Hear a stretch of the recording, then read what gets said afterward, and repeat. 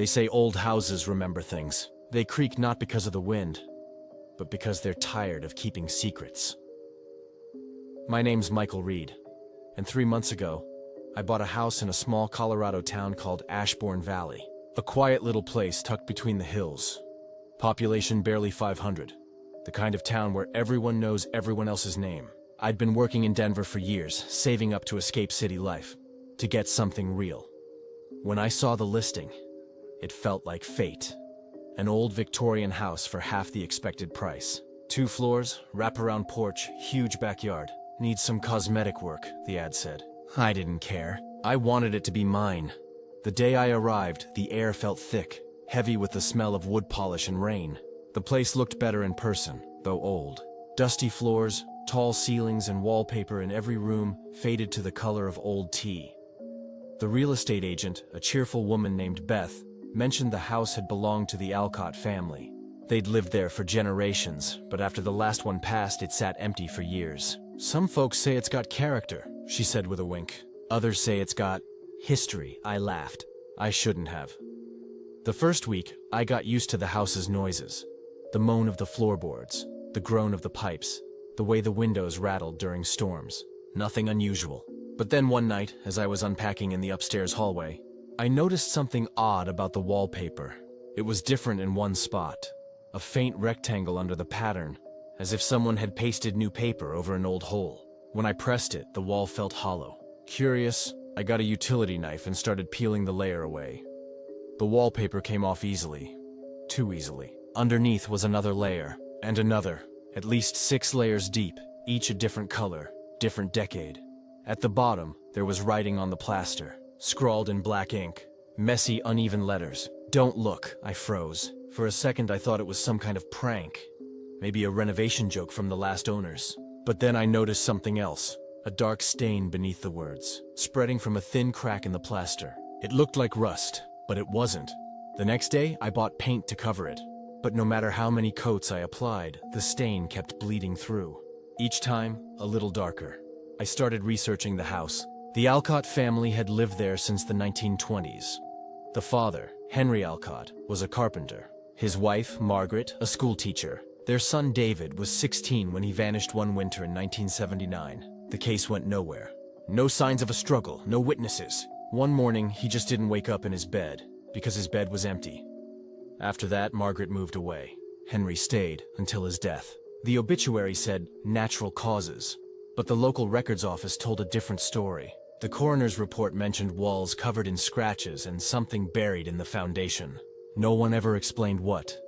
A few nights later, I heard something behind the wall, faint but unmistakable. A slow, dragging sound, like fingernails over wood. At first I thought it was mice. Then I heard it again, and again, always from the same spot. The patch of wall where I'd found the writing. By the 4th night, it was keeping me awake, so I did what any sane man probably shouldn't do. I grabbed a hammer. The plaster cracked easily. Dust fell, coating my hands. Beneath it, instead of insulation, there was old wood, and the outline of something rectangular behind it. I pried it loose. Inside was a small, bricked-up cavity. And inside that, something wrapped in layers of fabric, yellowed with age. My hands were shaking as I pulled it out. The fabric crumbled at my touch, revealing a leather-bound book. Its cover was stained dark, and the pages inside stuck together. I forced it open. It wasn't a journal. It was a ledger. Names, dates, measurements. Every few pages, the same phrase repeated in uneven handwriting. Too loud.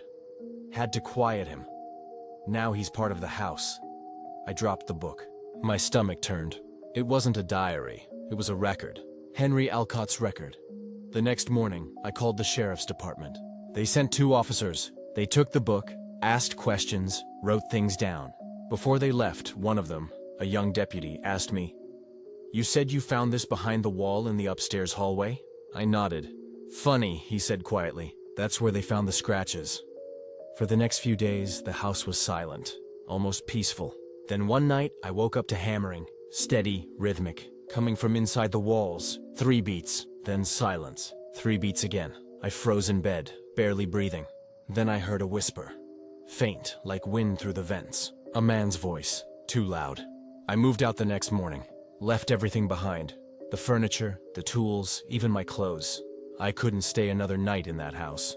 2 weeks later, the sheriff called me. They'd opened part of the foundation near where I'd found the ledger. Inside, they found wooden boards with deep scratches, and something else. Something they didn't describe in detail. He told me they were closing the case, that it was best left alone. Sometimes when I can't sleep, I still think about that house.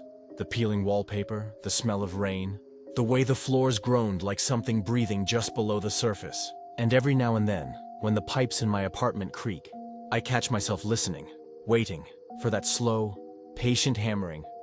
3 beats. Silence. 3 beats again. Just enough to remind me. Some houses don't want to be forgotten, and some walls never stop remembering. I always thought silence was a luxury, until I realized it can also mean no one can hear you when you scream for help.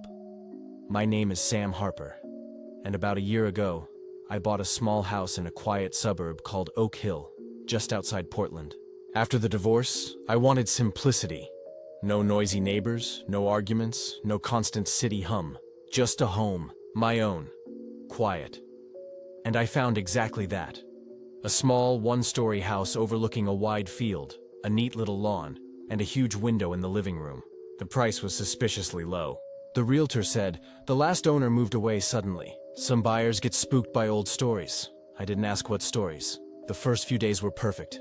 I set up my couch by the window, bought a coffee maker, hung my guitar on the wall. In the evenings, I'd sit and watch the lights of the house across the street. Sometimes I saw the silhouette of a woman cooking dinner or a man reading a newspaper. Everything seemed calm, until I noticed something strange. The window in the living room was always slightly open. Barely, just a few millimeters. I was sure I'd locked it. I double-checked the latch, even pulled on it. But every morning, it was open again. I thought maybe it was the wood warping, or a draft. So I put a tiny motion alarm on the window frame, just to be sure. It went off at 3 in the morning. I jumped up, grabbed a flashlight. The window was open, wide open. But outside, nothing. No footprints in the grass, no sound. I shut it again, locked it, wedged a piece of wood between the frame and the sill. By morning, it was open again. The lock untouched, the wedge still in place. So I set up a camera, a simple one with night vision, hooked it up to my laptop, facing the window. Watched the footage the next morning. At first, nothing. Just the living room, still and empty. Then, around 3 a.m., the window slowly began to lift. No hands, no shadows, nothing visible. It just moved, smooth, deliberate, then stopped at the same position as always. I started checking every lock, every hour, sometimes 10, 20 times a night. Within a week, I could barely sleep. My neighbor, an old man named Harry Mason, noticed. He asked if everything was okay. I told him about the window.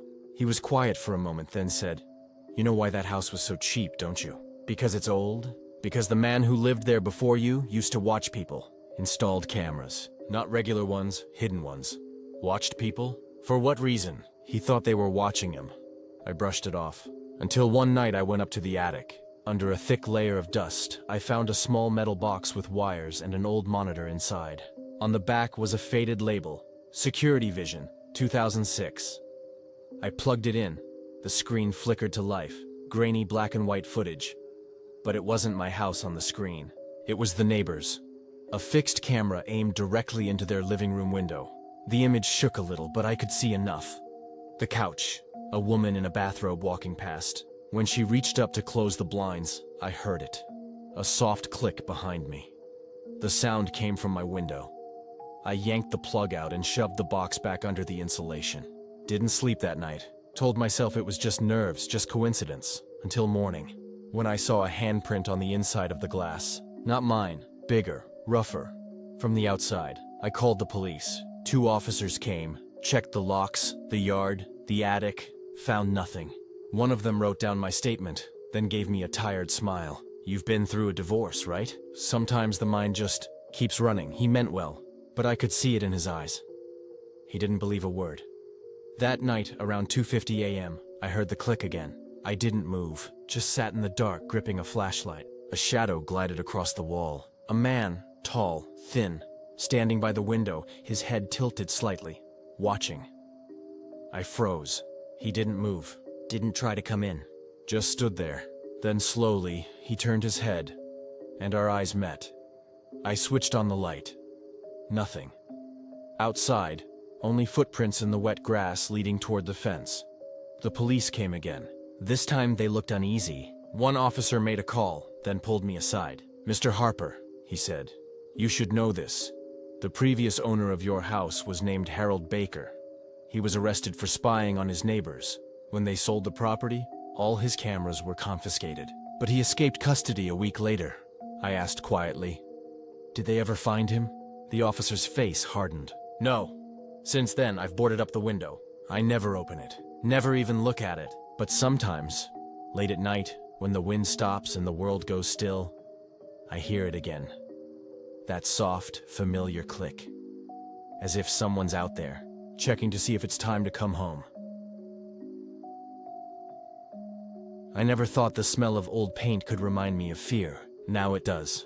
My name is Andrew Collins, and 2 years ago my wife, Lauren, and I bought a house in a small town called Greenfield Heights, Maine. We dreamed of a quiet place to start over, away from the city noise, close to the woods, where the morning fog rolls over the grass and you can hear crickets at night. The house stood alone, old but sturdy. Built in 1956, wooden, 2 stories tall, with a wide porch and a steep attic. When the realtor opened the door, a wave of dust, dampness, and old paint hit us, heavy but strangely warm. The walls were covered in yellowed photographs. The furniture was still there, as if the owners had just stepped out. Even the coffee maker sat on the counter, coated with dust. "The previous family left in a hurry," the realtor said. "The house has been empty for almost 3 years, but the paperwork's clean. No one died here if that's what you're worried about." We laughed. Back then, it all seemed charming, like the house had a story to tell. The first few weeks were bliss.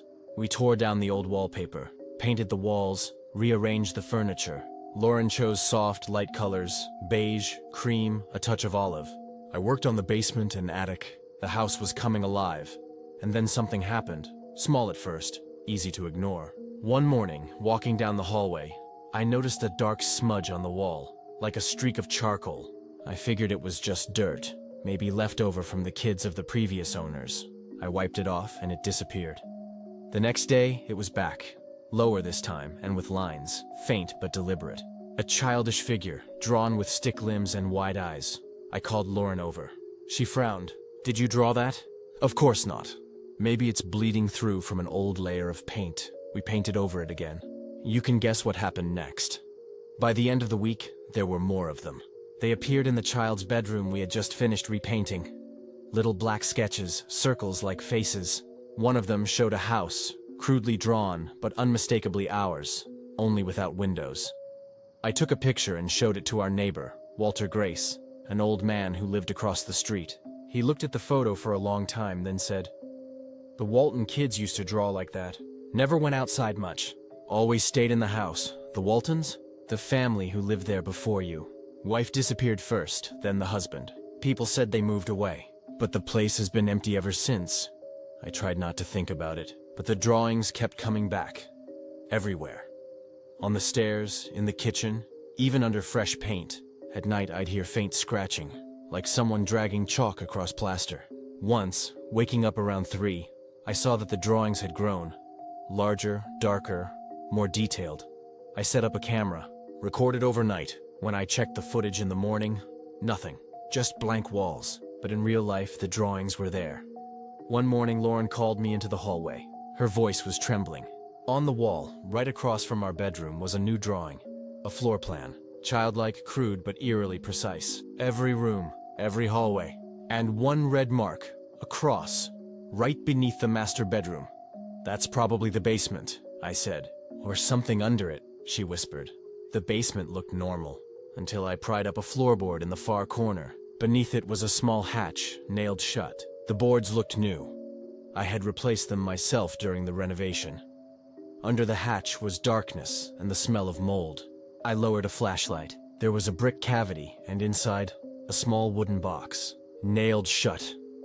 Lauren begged me not to open it, but I couldn't stop myself. Inside were old children's things. A doll with missing eyes, a burned sock, a little notebook. On the first page, scribbles, barely legible. On the next, Drawings of people lying on the floor with a shaky caption written in crayon. "They're not asleep." From that day on, the house changed. Footsteps on the stairs, whispers behind the walls, a soft tapping sound when we turned the lights off. One night, I walked into the child's room and saw that the drawings were gone. Completely. Blank, white walls. But later that night, when I got up for water, the moonlight hit the walls, and I saw them faintly glowing gray, thin as breath.